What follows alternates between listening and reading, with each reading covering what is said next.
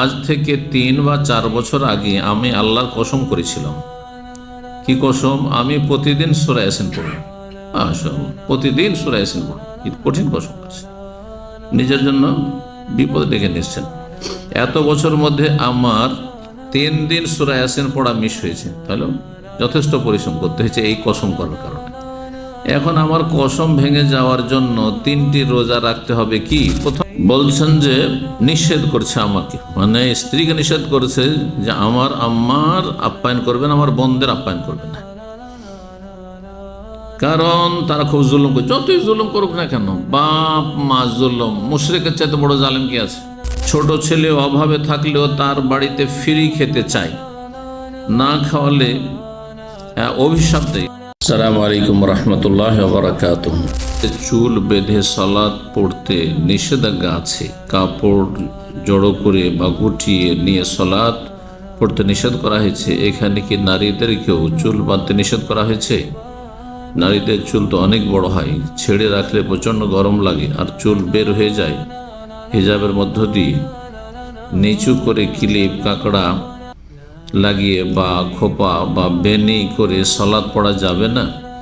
আর নিচু করে ক্লিপ কাঁকড়া লাগিয়ে বা খোপা বা বেনি করলে কি সেটা ওই হাদিসের অন্তর্ভুক্ত হবে যেখানে উটের কুঁজের মতো মাথা উঁচু করে বাঁধতে নিষেধ করা হয়েছে?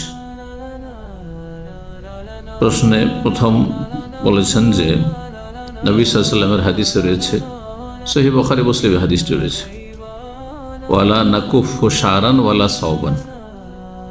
তার আগে রয়েছে উমিরতু আন আসজুদা আলা সাবআতি আযম, 7টি অঙ্গের উপর আমাকে সিজদা করতে নির্দেশ দেওয়া হয়েছে। 7টি অঙ্গ মাটিতে রেখে সিজদা করতে। ওয়ালা নাকুফু শারান ওয়ালা সাওবান, ওয়ালা নাকফিতু শারান ওয়ালা সাওবান। চুল এবং কাপড়কে যেন মড়িয়ে না রাখে। তাহলে কাপড় মড়িয়ে রাখা, যেমন হাতের কাপড়কে মড়িয়ে রাখা অথবা প্যান্টকে মড়িয়ে রাখা, অনেকে যারা টাকনা নিচে রাখা ওর প্যান্টকে মড়িয়ে রাখে, এটা নিষেধ, জায়েজ নয়। আর চুলকে কি করতে বলা হয়েছে? যেন চুলকে আমরা বেঁধে না রাখি, চুল বেঁধে। তাহলে চুলের কি বেনি করা যাবে না বা খোপা বেঁধে রাখা যাবে না? এটা হচ্ছে প্রশ্ন। এই হাদিস সম্পর্কে ফুকাহায়ে কেরামগণ বলেছেন, ভাষ্যকারগণ বলেছেন, এই হাদিসটি পুরুষদের সালাতের ক্ষেত্রে, অর্থাৎ পুরুষরা যদি বড় চুল রাখে তাদের চুলকে বেঁধে রাখতে পারবেন না এভাবে, আর তারা কাপড়কে গুটিয়ে রাখবে না। কিন্তু মহিলাদের যেহেতু অনেক বড় চুল থাকে আর চুলের খোপা বাঁধা অবস্থায়, বেনি করা অবস্থায় চুলের জড়গুলিতে ফরজ গোসলের ক্ষেত্রে যদি পানি পৌঁছে দেয় তা যথেষ্ট হাদিস রয়েছে। যখন ফরজ গোসলের ক্ষেত্রে ছাড় রয়েছে, সালাতের অবস্থায় চুলকে তোমরা বা আমরা বেঁধে রাখবো না বা গুটিয়ে রাখবো না, এর অন্তর্ভুক্ত মহিলারা না, পুরুষরা শুধু। মানে পুরুষদের ক্ষেত্রে নিষেধাজ্ঞা। মহিলারা তাহলে সালাত অবস্থায় চুল বেনি করে রাখতে পারবে, খোপা বেঁধে রাখতে পারবে, মুড়িয়ে রাখতে পারবে, কোনো অসুবিধা নেই। দ্বিতীয় অংশের শেষ দিকে যেটা জিজ্ঞাসা করা হয়েছে সেটা হচ্ছে যে যদি মাথায় কেউ খোপা করে রাখে আর সেটা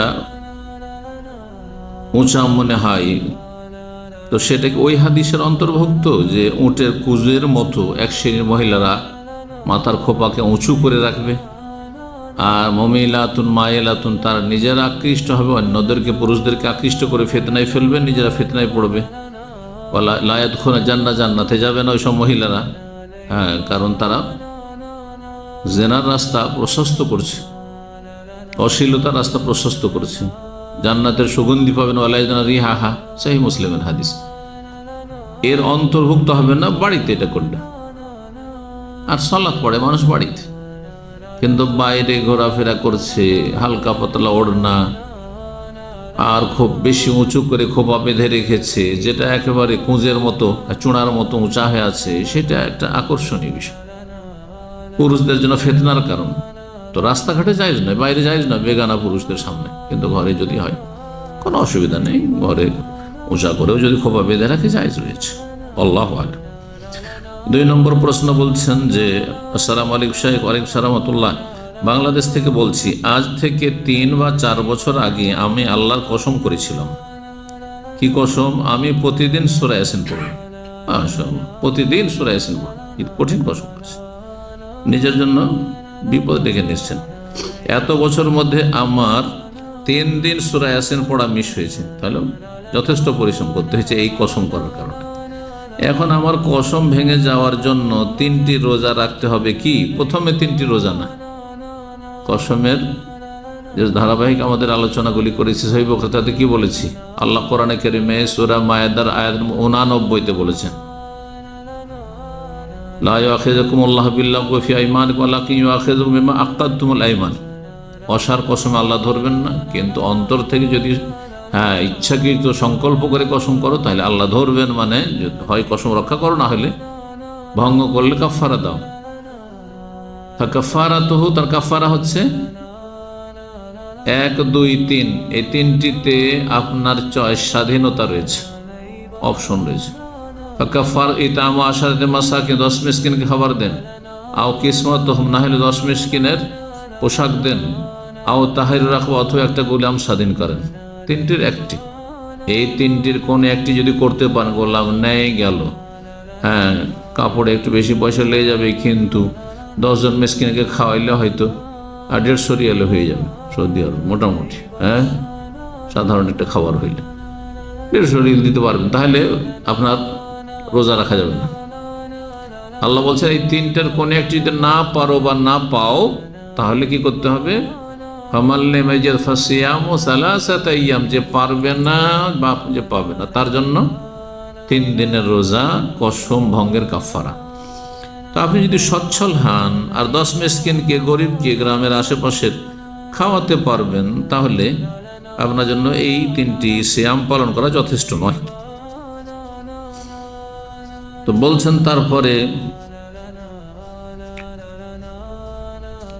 3টি রোজা রাখতে হবে। আর এটা কি বিদআত হবে? অর্থাৎ যে কসম করেছি যে আমি প্রতিদিন সূরা ইয়াসিন পড়ব, না, কসম যদি করেন একটা জায়েজ কাজেরও কসম করেন, আর যদি কসম রক্ষা করতে পারেন তো করে যান, কিন্তু এটা কঠিন। যদি কঠিন হয় কোনো কসম রক্ষা করে, তাহলে কসম ভেঙে দেন আর তারপরে কাফারা দিয়ে দেন, তাহলে আর আপনাকে এর উপর অনড় থাকতে হবে না।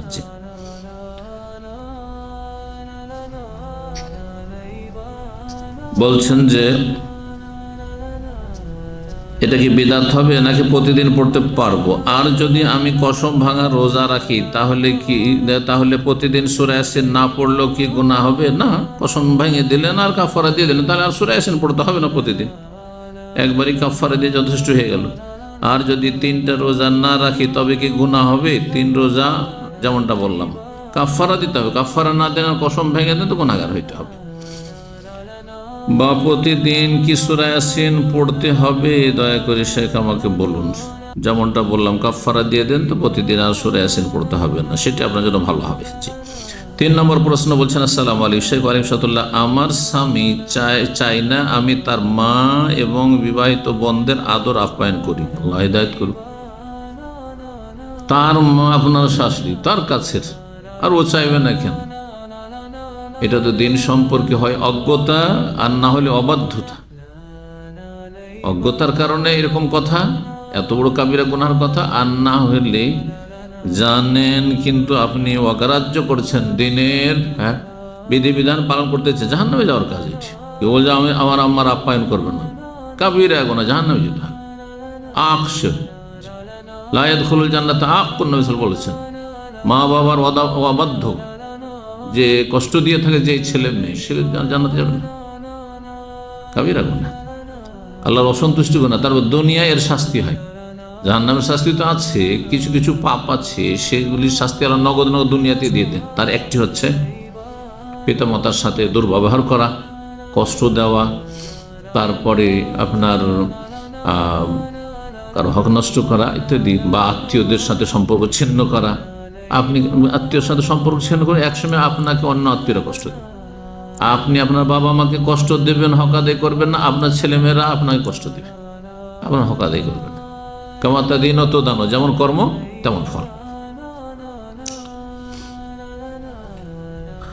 বলছেন যে নিষেধ করছে আমাকে, মানে স্ত্রীকে নিষেধ করেছে যে আমার আম্মার আপ্যায়ন করবেন, আমার বোনদের আপ্যায়ন করবেন না, কারণ তারা খুব জুলুম করে। যতই জুলুম করুক না কেন, বাপ মা জুলুম, মুশরিকের চাইতে বড় জালেম কি আছে? ইব্রাহিম আলাইহিস সালামের বাবা আজরের চাইতে বড় জালেম কি? ইন্না শিরকা লা যুলমুন আযীম। হ্যাঁ, কাফেরের চাইতে জুলুম কি আছে? আপনার যদি নাস্তিকও হয়, অমুসলিম হয়, তবু তার সদাচরণের হক ফরজ।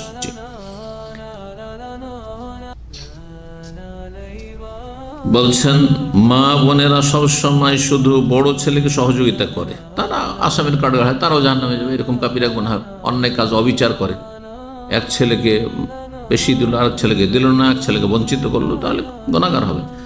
ছোট ছেলে অভাবে থাকলেও তার বাড়িতে ফ্রি খেতে চায়, না খাওয়ালে অভিশাপ দেয়, তাদের অভিশাপ লাগবে না, অতিরিক্ত যদি অভিশাপ দেয় তাহলে।